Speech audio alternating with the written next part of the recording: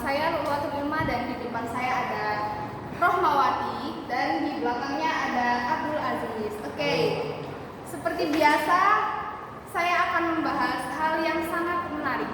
Mungkin bagi Anda sudah tidak asing kan apa itu guru dan pengertiannya, tapi Anda tidak tahu sejarah guru dalam masa pra-kemerdekaan, kemerdekaan dan disrupsi. Oke, di sini saya akan bertanya kepada para narasumber. Apa sih guru itu? Menurut Anda ya? Jadi guru itu adalah sebuah organisasi para guru, yaitu tempat berkumpulnya guru dan tenaga pendidikan untuk senantiasa bekerja sama dalam mencerdaskan putra-putri bangsa. Oke, menurut Anda sendiri bagaimana? Kalau menurut saya guru itu adalah seorang pahlawan tempatan jasa yang mengemban apa? Kalau misal pahlawan tempatan jasa untuk mencerdaskan generasi bangsa demi menuju Indonesia yang maju. Berarti peran guru itu sangat banyak ya? Banyak sekali, itu sangat banyak sekali. Guru itu bertugas untuk mencerdaskan saja atau mendidik nilai moral? Tentunya mendidik juga. Kalau mencerdaskan saja Google juga bisa. Oke. Terus visi dan misi dari guru atau PGR itu apa sih sebenarnya? PGR kan lebih ke organisasinya. Bagaimana menurut Anda? Kalau secara umum tujuan dulu ya. Iya. Kalau secara umum tujuan dari PGRI sendiri yaitu yang pertama untuk mewujudkan cita-cita proklamasi Negara Kesatuan Republik Indonesia dan mempertahankan pengamanan serta mengamalkan Pancasila dan Undang-Undang Dasar 1945 serta tujuannya yaitu berperan aktif mencapai tujuan nasional dalam mencerdaskan bangsa dan membentuk manusia Indonesia seutuhnya. Oke. Menurut Anda sendiri bagaimana? Kalau menurut saya ini tujuan dan visi misinya. Visi. Visi dari organisasi PGRI Persatuan Guru Republik Indonesia yaitu terwujudnya organisasi mandiri dan dinamis yang dicintai anggotanya, disegani mitra dan diakui perannya oleh masyarakat. Kalau misinya ada beberapa. Yang pertama yaitu mewujudkan cita-cita proklamasi, yang kedua mensukseskan pembangunan nasional, yang ketiga memajukan pendidikan nasional,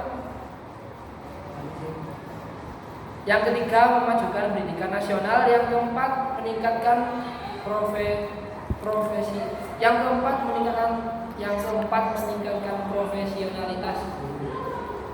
Berarti guru itu misal guru bahasa Indonesia berarti harus profesional dalam bidangnya masing-masing gitu ya.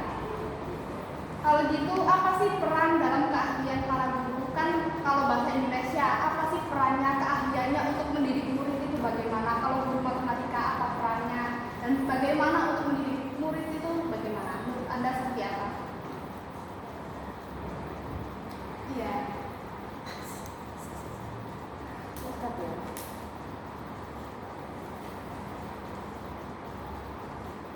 Jadi seorang guru itu bukan hanya disebutkan untuk mengajar saja ya, mengajar umum saja. Jadi seorang guru itu juga harus pandai dalam memilih metode yang cocok untuk penyampaian materi terhadap siswa agar siswa itu bisa mengerti apa yang kita jelaskan. Agar usaha guru itu juga tidak sia-sia. Jadi metode yang dipilih siswa dan tidak sulit dalam menyampaikannya.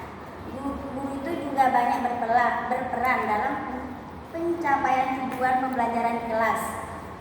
Selain itu juga guru menjadi agen of change terhadap perubahan pola pikir, sikap, tingkah laku, skill atau keterampilan maupun pengembangan bakat dan kreativitas peserta didik. Kalau menurut Anda, peran guru bagaimana? Kalau misalnya ada guru yang menetapkan metodenya, lalu itu tidak pas. Maksudnya kan seorang anak kan pasti berbeda-beda karakter, sifat, pendirian, ada yang egois, keras kepala, ada yang sangat menurut Anda bagaimana tugas guru supaya anak itu mampu mengikuti metode dari kita?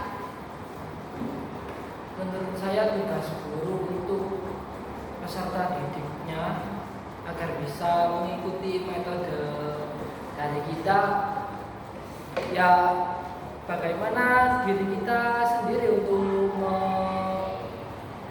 mendidik mereka ya. Kita harus berpengalaman juga, kita juga harus mengerti sebelum kita ditugaskan menjadi guru di organisasi PGRI ini. Tentunya ada pelatihan terdahulu tertentu untuk melatih. Oke, berarti harus ada briefing ya sebelum jadi guru, Ya. bagaimana cara mengajarkan anak supaya mampu ikut dalam pelajaran kita, mampu. Tapi contohnya nyatanya banyak kok guru yang gagal, itu bagaimana menurut kalian? Ya kembali lagi kepada masyarakat, kembali lagi kepada diri sendiri masing-masing ya kan, orang juga berbeda-beda kan. Guru kan juga termasuk manusia, tentunya juga pasti akan mengalami masa entah kegagalan, tapi mungkin itu bisa diperbaiki lagi. Jadi di dalam organisasi PGRI itu dilakukan pelatihan guru yang dilatih oleh guru-guru tinggi, guru besar untuk membimbing para guru-guru yang akan membimbing peserta didik di lingkungan sekolah atau sederajat agar bisa mengerti satu persatu karakter dari siswa tersebut. Oke, di sini kan membahas tentang ke-PGRI-an atau tentang organisasinya. Dan apa saja sih program kerja dari ke-PGRI-an tersebut?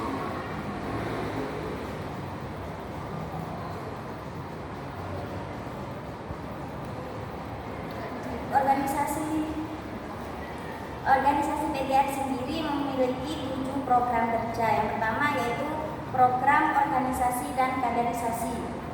Yang kedua program kerja pengembangan profesi. Yang ketiga penegakan kode etik, advokasi dan perlindungan hukum. Yang keempat penelitian dan pengabdian kepada masyarakat, seperti contoh mengajar seperti tadi. Yang kelima kerjasama dan pengembangan usaha. Yang keenam komunikasi dan informasi. Yang terakhir pembinaan rohani dan karakter bangsa. Oke, apakah menurut Anda program kerja itu seluruhnya akan berhasil atau bagaimana upaya kita untuk bisa melancarkan program kerja ke-PGRI-an tersebut?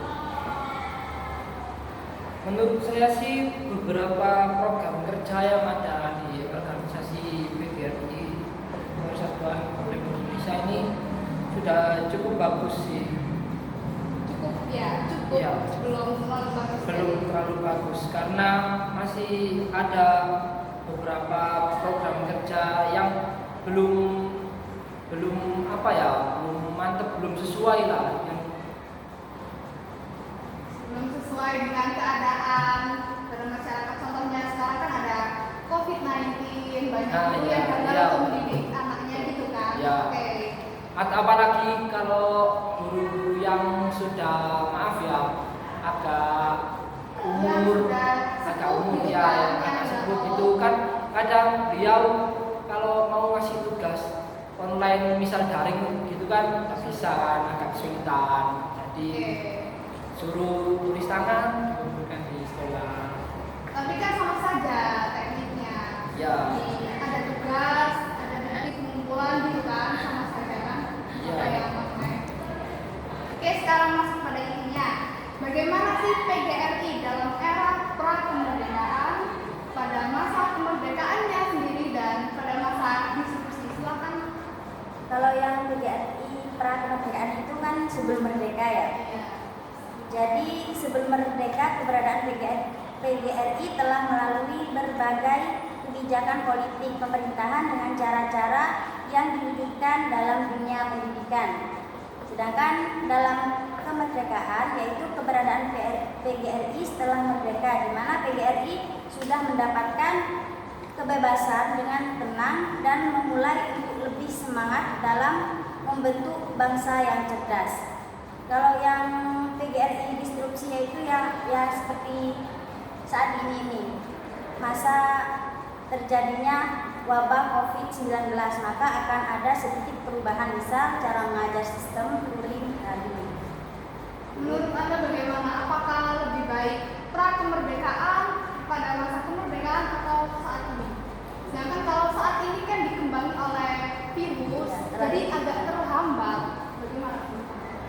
Kalau pertanyaannya bagaimana yang lebih baik, tentunya semuanya baik karena menyesuaikan zamannya ya kan. Kalau era kemerdekaan itu mungkin dulu belum ada tempat tulis atau spidol, tinta spidol, masih pakai kapu di papan yang hitam itu.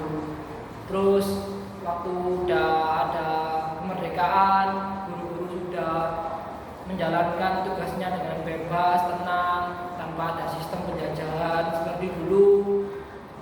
Ada kemajuan pada pendidikan guru tersebut, entah lewat bisa ada pekerjaan rumah, disuruh pekerjaan rumah, terus waktunya juga sangat efektif daripada dulu. Kalau yang zaman sekarang disrupsi tentunya lebih baik ya, karena sudah ada kemajuan zaman di era revolusi 4.0 ini. Lewat digital, internet sudah bisa dari jauh, sudah nggak ke sekolah, lihat HP, gadget atau laptop sudah bisa belajar. Tapi kalau menurut saya kan pada masa pra kemerdekaan ataupun kemerdekaan itu kan pasti banyak anak yang tidak bisa sekolah, apalagi perempuan. Perempuan kan katanya nggak usah sekolah, lebih baik laki-laki. Itu yang pertama. Terus yang kedua, kalau kaum pribumi atau kaum bawah, selain darah biru, priai dan tingkat pada masa Belanda itu kan nggak apa-apa sekolah. Tapi kalau kaum bawah nggak boleh. Itu berarti masuk dalam kemerdekaan. Iya. Pada masa pra kemerdekaan dan kemerdekaan. Menurut Anda kan tadi kan baik, tapi kok dari mana baiknya? Dari baiknya itu dari mana? Kan banyak yang anak tidak sekolah. Menurut Anda bagaimana? Kalau menurut saya, kalau sekarang sudah merata ya pendidikan di mana-mana, di desa, di kota itu semua ada. Itu yang paling berperan ya ibu dan kartini itu semua. Kita para perempuan harus apresiasi pada perjuangan beliau dalam pendidikan di Indonesia, pendidikan wanita di Indonesia. Mencerdaskan. Ya, mencerdaskan. Berarti tumpuan kita kalau wanita itu boleh sekolah dari ibu kita kan. Ya, awal kan. Kalau jadi guru kan harus kuliah dulu ya, S1. Kalau jadi dosen minimal S2. Tapi kita tidak tahu tahun kedepannya atau minimal S3 kan. Apa sih kontrak kuliah dan kehidupan di kuliah itu seperti apa? Kalau kontrak kuliah itu kan pertemuan pertama ya, mahasiswa dengan dosennya. Jadi adanya kontrak kuliah itu juga sangat penting agar mahasiswa itu tahu metode pembelajaran yang digunakan guru dosen. Kalau menurut Anda bagaimana? Apakah sangat berperan penting perkuliahan untuk menjadi guru? Karena banyak kok guru yang walaupun tidak masuk dalam ke-PGRI-an atau pendidikan, tapi bisa menjadi guru. Bagaimana menurut Anda?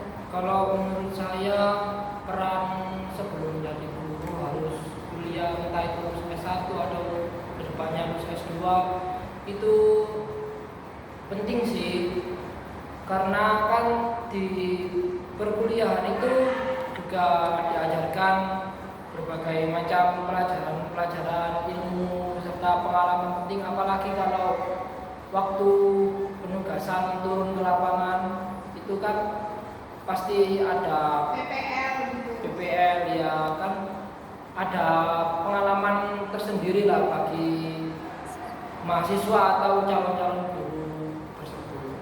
Jadi nggak kaget ya kalau misalnya mahasiswa dari perguruan pendidikan untuk ngajar itu nggak kaget, nggak ada cara-caranya.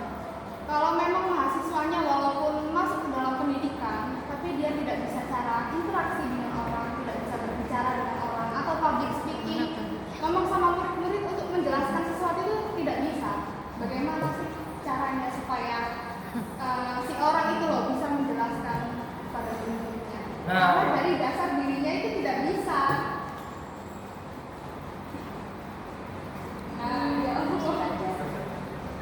Nah, jadi gimana sih pertanyaannya? Kenapa orang yang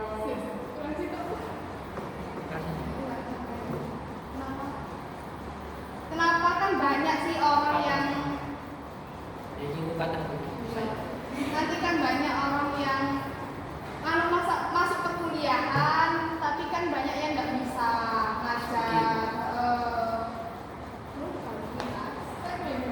Ya, lanjut. Ya, saya.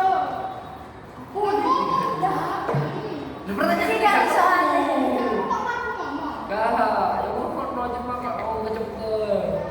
Oke ya, sekian itu tadi dari narasumber kami. Terima kasih Bu Rohmat, terima kasih ya Pak Aziz. Ya. Assalamualaikum warahmatullahi wabarakatuh. Waalaikumsalam warahmatullahi Guys, iku langsung kontak.